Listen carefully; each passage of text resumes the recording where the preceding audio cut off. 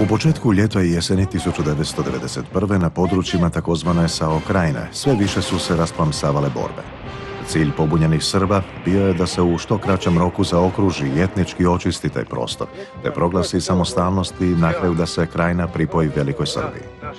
Na području Banije dobar dio toga plana pobunjeni su Srbi uz pomoć Jugo armije proveli u djelo, pri čemu su se održala još samo 3 džepa unutar njihove zamišljene granice na Kupi i Savi. Na jednom od ta 3 prostora, popularno nazvanom Glinski džep i povezanim samo pontonskim mostom kod Letovanića, težište hrvatske obrane bio je u selu Novi Farkašić. Selo su branili malobrojni gardisti iz sastava druge gardijske brigade Gromovi, zvani Crne Mambe, i nekolicina domaćih stanovnika. Prvi napadi lako su odbijeni, ali je već 18. listopada 1991. neprijatelj krenuo u novi veliki napad s više stotina dobro naoružanih vojnika uz potporu tenkova i oklopnih transportera te zrakoplovstva i jakog topništva. Unatoč očitoj nadmoći i cjelodnevnoj žestokoj borbi, hrabri hrvatski branitelji odbili su sve napade bez vlastitih gubitaka, izbacivši pritom iz stroja 2, a zarobivši 3 tenka.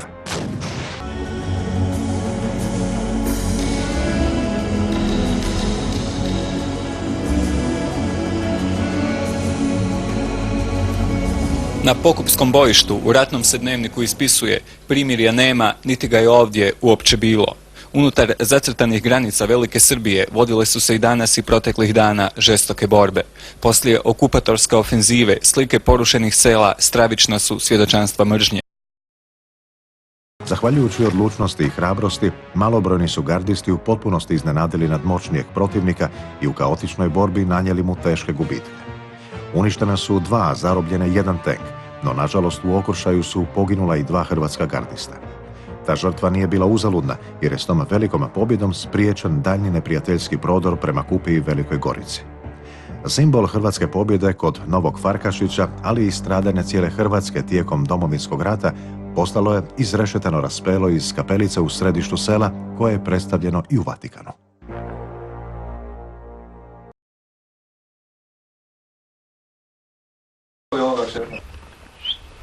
Ne. Odi.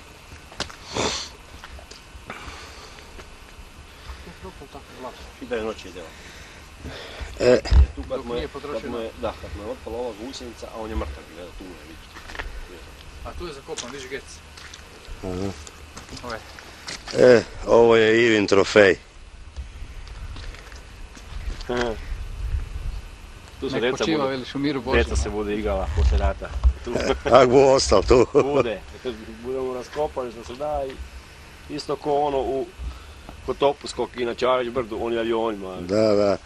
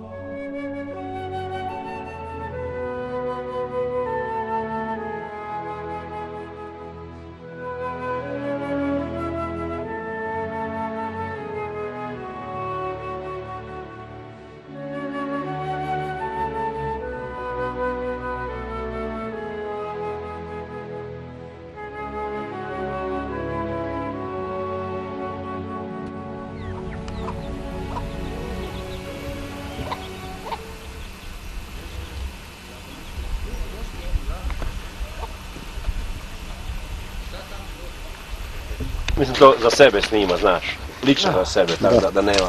Ali ne mreš, znaš kaj, ne mreš to oni otkriti jer samo zemlju snimam, ne? Ne kraj okolo, tako da vide šminkeri zagrebački u čem se bore ljudi naši. Da Zagreb sačuvaju. Gdje je ovaj čaurec? Trušen jebi. Tu se Zagreb brani. Ovdje se tandara. Nije,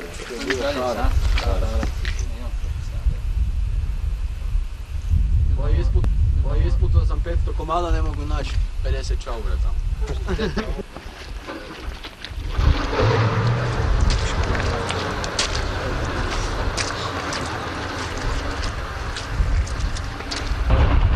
Nek vidim jednoga od ovih, da mi uđe u kamion.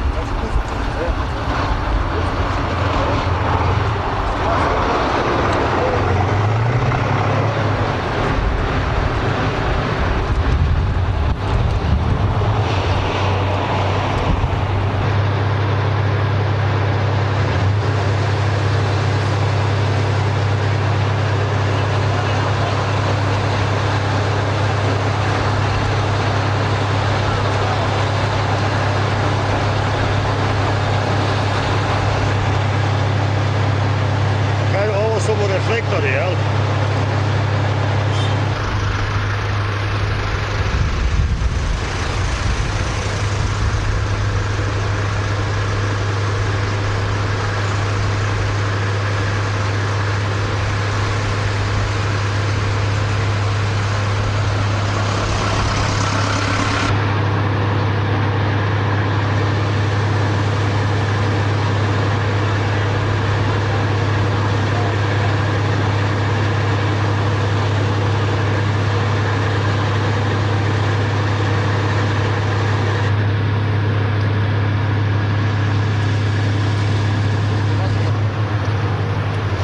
Makni se gdje.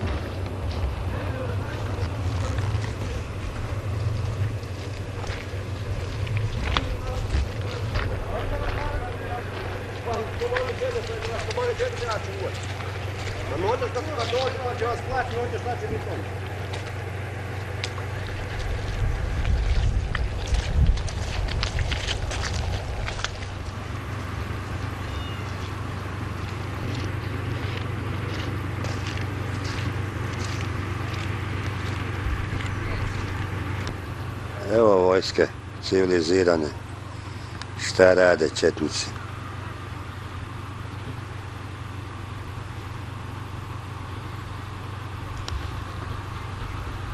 Što su ga nišani prije? Da, na nišanje je.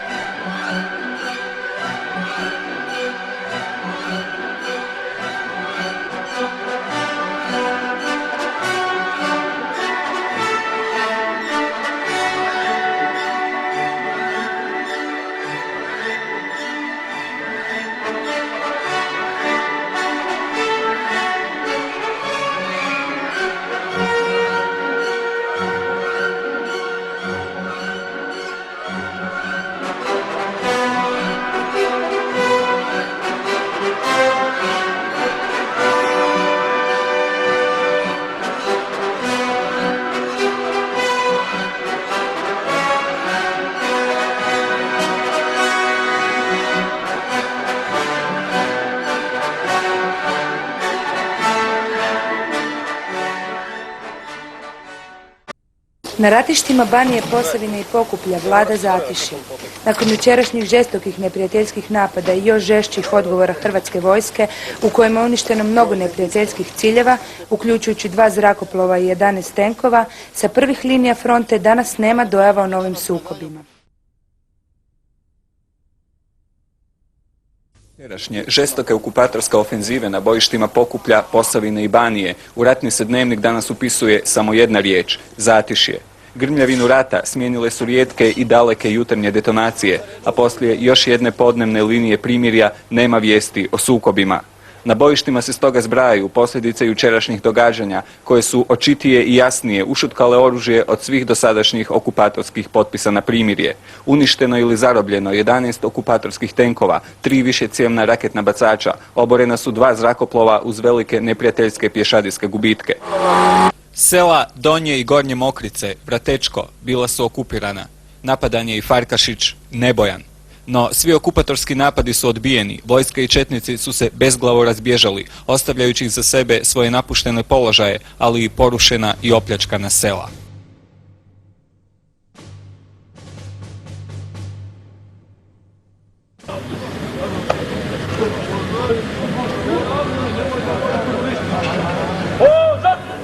Na pojedinčnim brojnim stanjem naprijed!